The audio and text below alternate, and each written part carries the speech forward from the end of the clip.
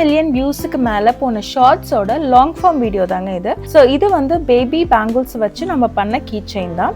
So இதோட ஸ்டோரியை நான் இன் பிட்வீன்ல சொல்றேன். ஷார்ட்ஸ் பார்க்காதவங்களுக்காக நான் சொல்றேன். ஷார்ட்ஸ் பார்த்தவங்களுக்கு இதோட ஸ்டோரி என்னன்றது தெரியும். ஸோ இப்போ வந்து நம்ம அந்த பேங்கிளோட ஃபர்ஸ்ட் பேங்கிள் மட்டும் எடுத்துட்டு ஒரு டேப்ல ஃபிக்ஸ் பண்ணிட்டு அது மேலே அதுக்குள்ள வந்து யூவி க்ளூ நம்ம கொடுக்குறோம். ஒரு கோட்டிங்கா, ஒரு தின் கோட்டிங்கா தான் கொடுக்குறோம்.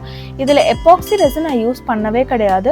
யூவி க்ளூ மட்டும்தான் யூஸ் பண்ணியிருக்கேன். யூவி க்ளூவில் ஒரு பிரச்சனை என்னென்னா பபிள்ஸை வந்து எடுக்கிறது கொஞ்சம் கஷ்டம். அதிகமாக பபிள்ஸ் ஃபார்ம் ஆகாதனாலும் அந்த குட்டி குட்டி பபிள்ஸ் ட்ராப் ஆகிருக்கும். அதை எடுக்கிறது கொஞ்சம் கஷ்டம். முடிஞ்ச அளவுக்கு டூத் பிக்கில் எடுக்க பாருங்கள். முடியலன்னா ப்ளோ டார்ச்சோ ஹீட் கன்னோ யூஸ் பண்ணலாம். ரொம்ப அதிகமாக யூஸ் பண்ணிடக்கூடாது.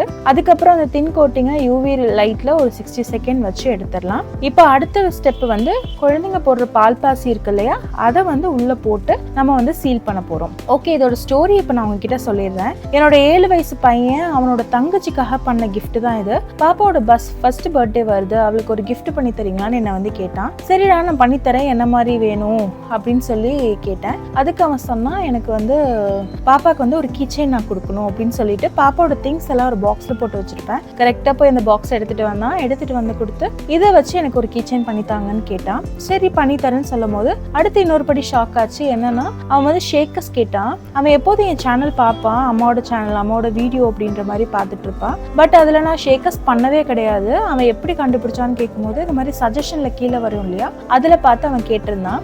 சரி ஓகே அப்படின்னு சொல்லிட்டு சிரிச்சுக்கிட்டே பண்ணி கொடுத்துட்டேன் அவனுக்கு. அவனும் ஹாப்பியாக பாப்பா பர்த்டே அன்னைக்கு அதை ப்ரெசென்ட் பண்ணிட்டான். ஃபர்ஸ்ட் பர்த்டே அன்னைக்கு ரொம்ப சந்தோஷமாக இருந்தது. நம்ம குழந்தைங்க வந்து நம்மளை விட ஒரு படி மேலே யோசிக்கிறாங்க அப்படிங்க நினைக்கும் போது. ஸோ இப்போ வந்து பேக் டு ப்ரொசீஜர். இதை வந்து பால்பாசி உள்ளே வச்சுட்டு இதே மாதிரி இன்னொரு பேங்கிள்லையும் தின் லேயர் ஆஃப் ரெசின் கொடுத்து ட்ரை பண்ணியிருந்தேன். அதை வந்து வச்சு க்ளோஸ் பண்ணிட்டேன். இப்போ 2 பேங்கில் க்ளோஸ் பண்ணுறதுனால அந்த பால்பாசி நல்லா சீல் ஆயிடுச்சு. உள்ளே வந்து நம்ம வேணும்னா லிக்விட் ஃபில்லிங் பண்ணிக்கலாம். பட் நான் பண்ணலை, ஏன்னா அந்த பாசி ஆடுற சவுண்டு ரொம்ப அழகாக இருந்தது.